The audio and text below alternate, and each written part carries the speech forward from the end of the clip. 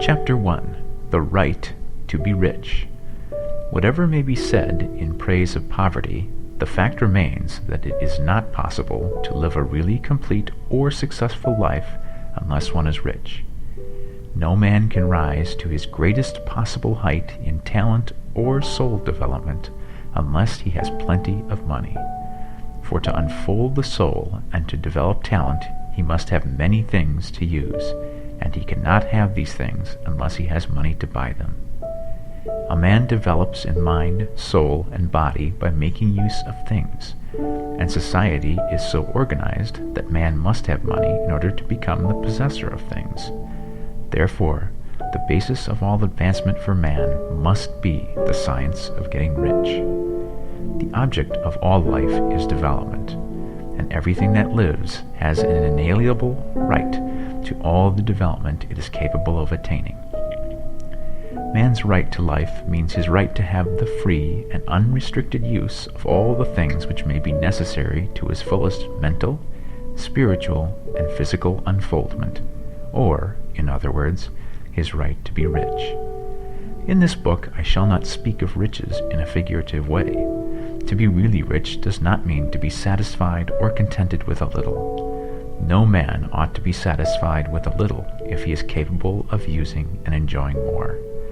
The purpose of nature is the advancement and unfoldment of life, and every man should have all that can contribute to the power, elegance, beauty, and richness of life. To be content with less is sinful.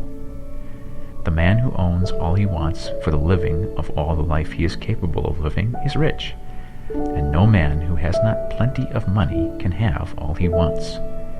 Life has advanced so far and become so complex that even the most ordinary man or woman requires a great amount of wealth in order to live in a manner that even approaches completeness. Every person naturally wants to become all that they are capable of becoming. This desire to realize innate possibilities is inherent in human nature. We cannot help wanting to be all that we can be. Success in life is becoming what you want to be. You can become what you want to be only by making use of things, and you can only have the free use of things only as you become rich enough to buy them.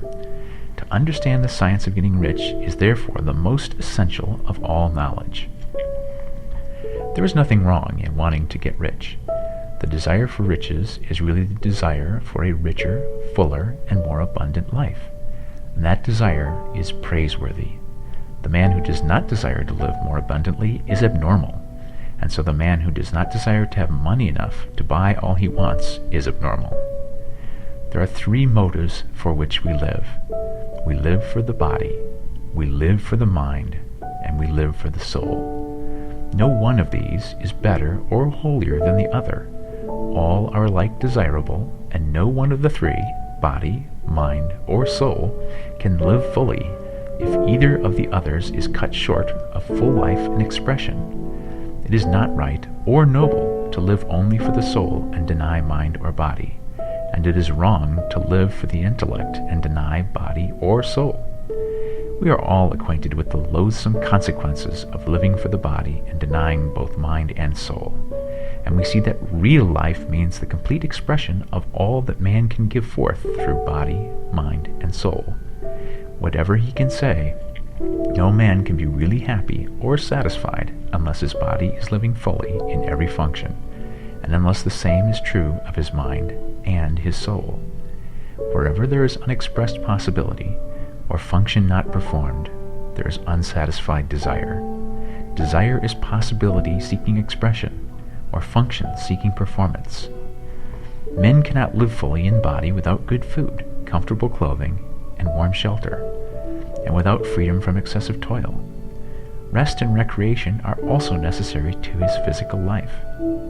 He cannot live fully in mind without books and time to study them, without opportunity for travel and observation, or without intellectual companionship. To live fully in mind, he must have intellectual recreations, and must surround himself with all the objects of art and beauty he is capable of using and appreciating.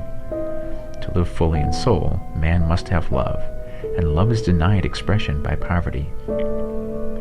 A man's highest happiness is found in the bestowal of benefits on those he loves.